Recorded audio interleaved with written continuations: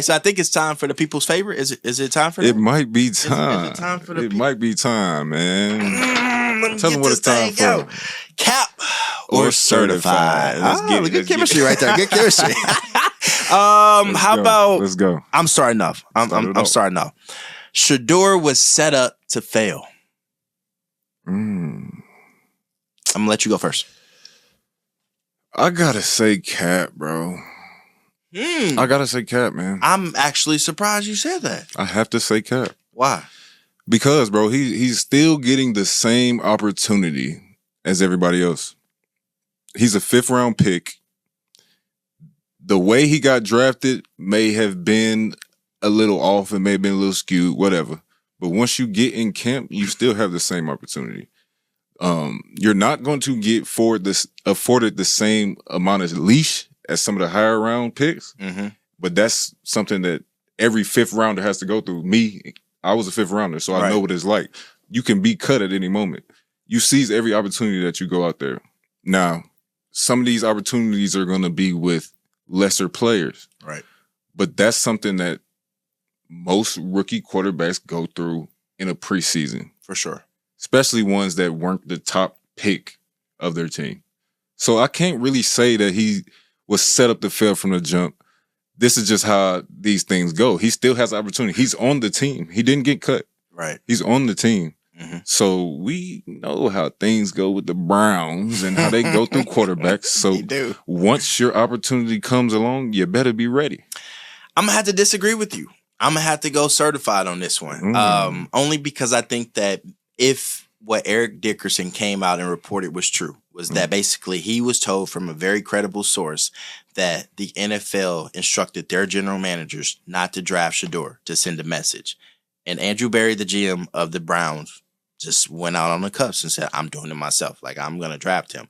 So if that is true, I think they set him up to fail, because this is a guy, like Mel Kiper said, was uber talented, should have been drafted in the 1st or 2nd round. We let him slide to 5. So you already made it hard. Then you draft him to a team that had Kenny Pickett, Dylan Gabriel, Deshaun Watson, Joe Flacco, like a ton of people on the roster. So it's like, you're not even giving him a fair shake, I believe, to begin with. But like you said, he overcame all that adversity and he persevered. So I think that speaks to the player he is and the man he is. But I do think that the NFL set him up to fail at the beginning. But he hasn't failed yet. He hasn't. He hasn't failed yet. But so the setup ain't working.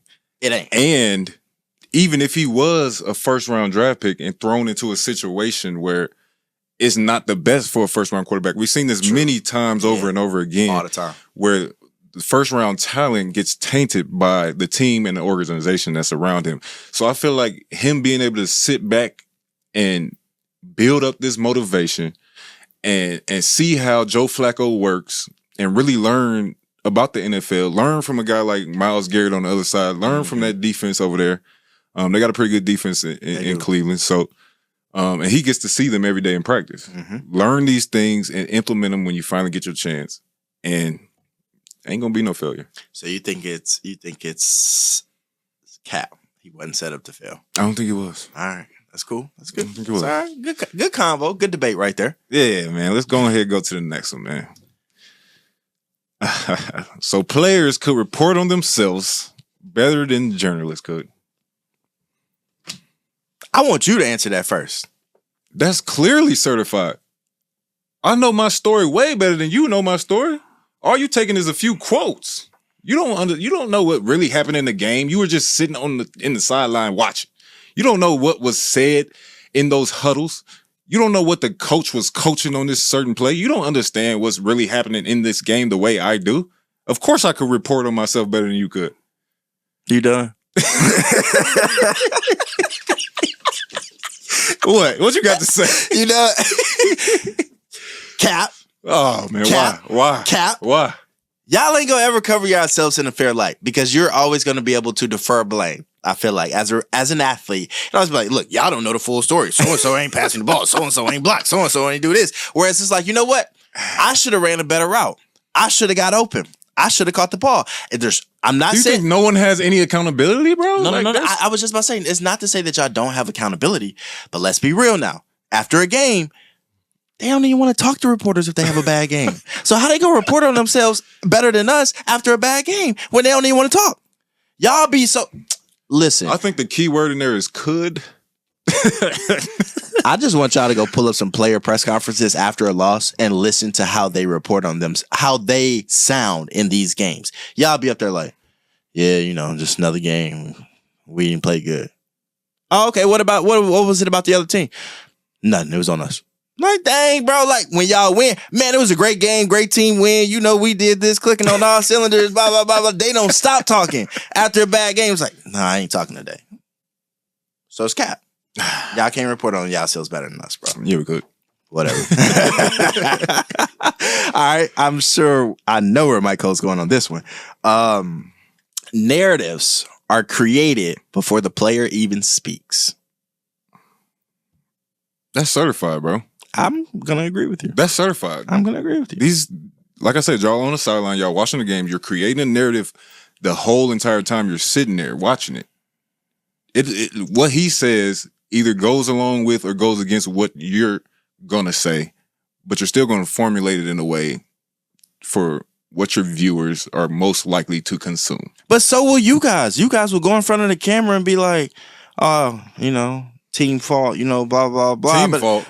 It'd be the most cliche answer ever. Like, it was just a team loss, blah, blah, blah. Instead of being like, what the reporter will say, the offense played terrible today. The running backs were bad. The offensive line, didn't block anybody. Wide receivers didn't catch a ball. Look, we can't do that, bro. I know you can't. All we can do is talk about ourselves, and it's a lot of people that take that accountability, bro. Like everybody ain't deflecting like that. I'm not saying they are, but I'm saying the narratives get created based on what y'all do in the sport, and then we go ask you about it. But it's also your opinion, true, on what you're seeing. True. We agree to disagree. All right, next one. Reporters love when athletes clap back. I don't know. I've never had an athlete clap back at me. I feel like that could be a tricky situation. I feel like it's good for growth and engagement for whatever network you work for. But depending on that network, it could be really bad and it could have consequences. Like, especially... Explain. Like if you're a partner and you're like going back and forth with the player, at the end of the day, like your station, your partnership will be like, look, we have a partnership with this team. Like regardless of y'all disputes or not, you can't be doing this. Like you make us look bad because people are tuning in to us to see coverage of them. So sometimes like we're obligated to report just a lot of positive stuff because we can't go on TV bashing the team when we're partners and things like that. So there's biases. Sometimes, yeah, absolutely. Like, or there are networks like that work in regional states that say like if a team loses, you have to focus on the positives and look ahead to what's to come. You can't talk about who did bad, who didn't play well. Like, you know what I'm saying? So don't you work at a partner station? I do. A lot of stations are partner stations. So when we're broadcasting with the Vikings at US Bank Stadium, you will not catch me ripping any player. You will not catch me talking negative about a team. But if I'm on a Fox 9 broadcast and they're asking me for my opinion, I'm going to give it to you straight, right down the middle. Okay. Yeah, so I think we agree to disagree on that one again. Definitely, because I think y'all get a little more pub off a little clapback, and you use it to your advantage. It could be negative pub though, and then you know how cruel social media is. No attention is bad attention. Ain't that what they say? No, I don't know about that. I kind of like no attention because when you get negative attention from social media, you know how them trolls are. Like that ain't some comfortable stuff you want to be in. But it's like, who cares? These are nameless gray faces. You can say we don't know these people. Some of these people are important. You just can't talk about viewers like that though and stuff like that. Like a reporter did get in trouble here for that. Not in trouble, but he got blasted on social media for saying like you guys are voiceless. Like, and they're like, oh, who are you? You were a local news station. Like, so it's like got to be careful with that stuff, because some people have bigger platforms on social media than we do on TV. So got to be mindful. Got to be mindful. All right, last one. Let's end the show with a bang. What we got? Half the media takes are recycled Twitter posts with better grammar. I can't speak to that, man. You know where they get it from. You just gave us a whole dissertation on it, man.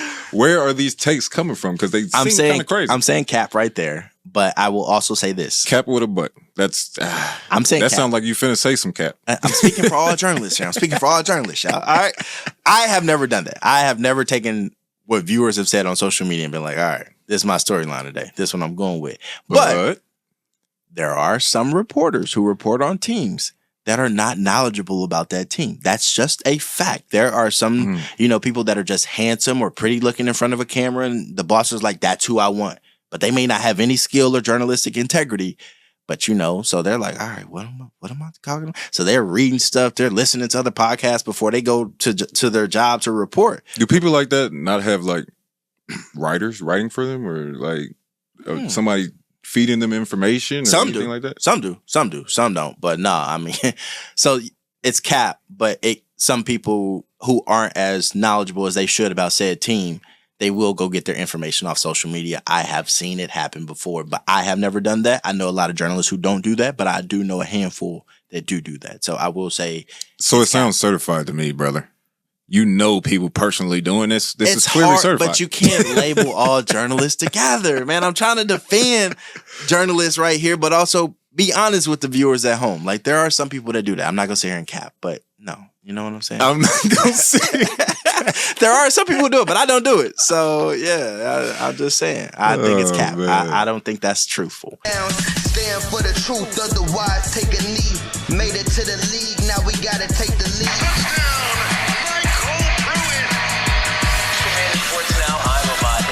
Must be two sides.